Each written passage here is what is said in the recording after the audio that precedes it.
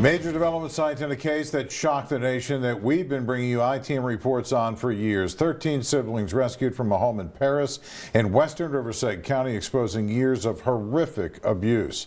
Hello, I'm John White. And I'm Karen Devine. Adding to the trauma, some of the children then suffered abuse in foster care.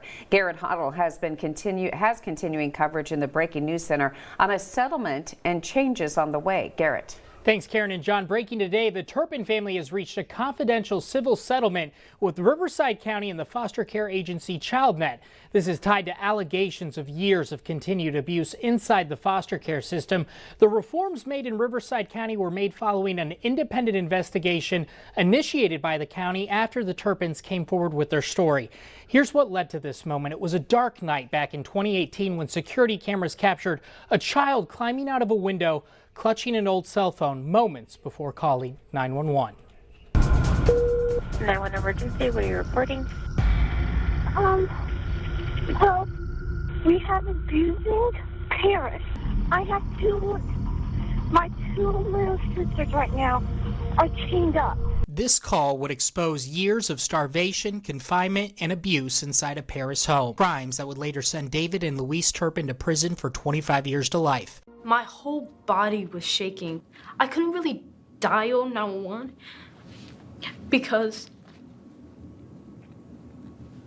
I'm sorry. 13 children were rescued, but for some, the nightmare didn't end there. Ulissa, Olinda, and James Turpin say after the rescue, they were placed into foster care where they allege abuse continued. People say if you're born in a house that's on fire, you think the whole world's on fire. And that's the way it was for me. Those allegations became the basis of civil lawsuits detailing claims of physical, emotional, and sexual abuse inside a foster home. They just made me hate myself. After years of litigation, those lawsuits are now settled. Listen, there's a reason why we came to this substantial settlement and that we're not in trial, and it's not because of the goodness of the heart of ChildNet. Zexer says the settlement wasn't about goodwill. I can tell you that the county of Riverside took it seriously.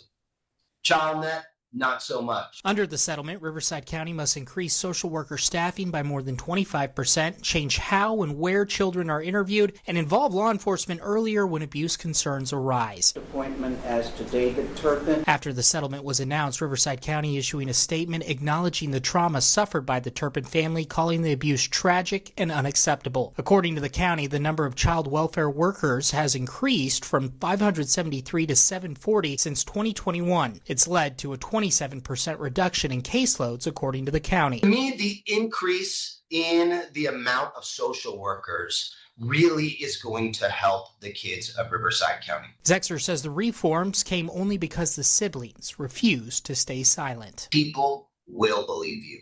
Adults will believe you if you stand up. Something good needs to come from this. Family's attorney telling News Channel 3 the siblings wanted this settlement to force change and warned that if reforms aren't followed, future legal action is possible. Again, the reforms made in Riverside County were made following an independent investigation which began after the Turpins came forward with their story. We'll continue tracking how these reforms are implemented. For now, in the newsroom, Garrett Hoddle, News Channel 3.